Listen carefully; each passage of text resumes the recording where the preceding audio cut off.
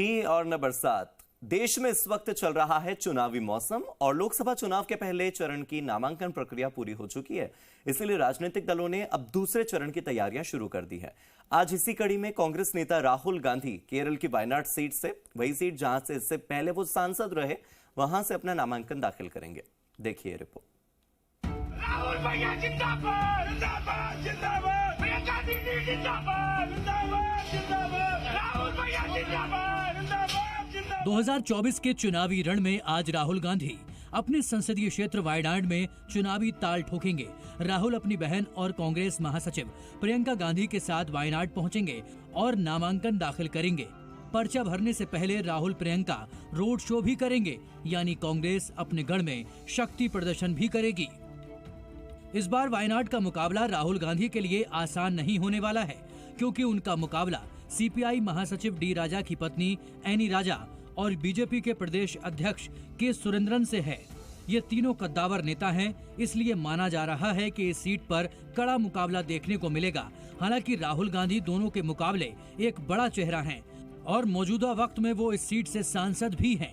ऐसे में उन्हें इमेज का थोड़ा लाभ मिल सकता है।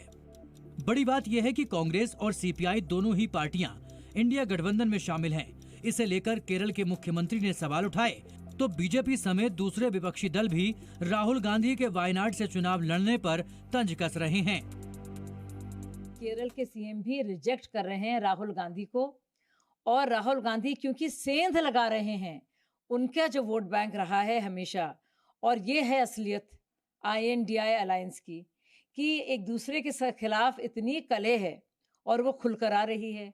यानी कि वायनाड में भी वो वेलकम नहीं है, और माना जा रहा है कि वो उनके ही वोट बैंक में उसी थाली में छेद करने के लिए पहुंच गए हैं उस पार्टनर के साथ, जो उनका केरला में तो उनकी मुखालफत करता है लेकिन नेशनल लेवल पर उनके साथ आ जाता है। ये कांग्रेस पार्टी ये दावा कर रही है कि भारतीय जनता पार्टी के खिलाफ जो संयुक्त संघर्ष है उसका नेतृत्व वो कर रहे हैं। तो जो उनके सबसे बड़े नेता हैं वो केरला में क्यों चुनाव लड़ रहे हैं, जहां पर भारतीय जनता पार्टी से लड़ाई है ही नहीं। उनको लड़ाई लड़नी चाहिए उत्तर प्रदेश से, जहां सबसे बड़ा गढ़ है भारतीय जनता पार्टी का, और वहां अगर वो परास्त करते हैं भारतीय जनता पार्टी के दिग्गजों को तो उसका बहुत बड़ा असर पड़ेगा। तो ये जो है उनको सोचना चाहिए कि वायनाड से लड़ करके वो क्या संदेश दे रहे हैं।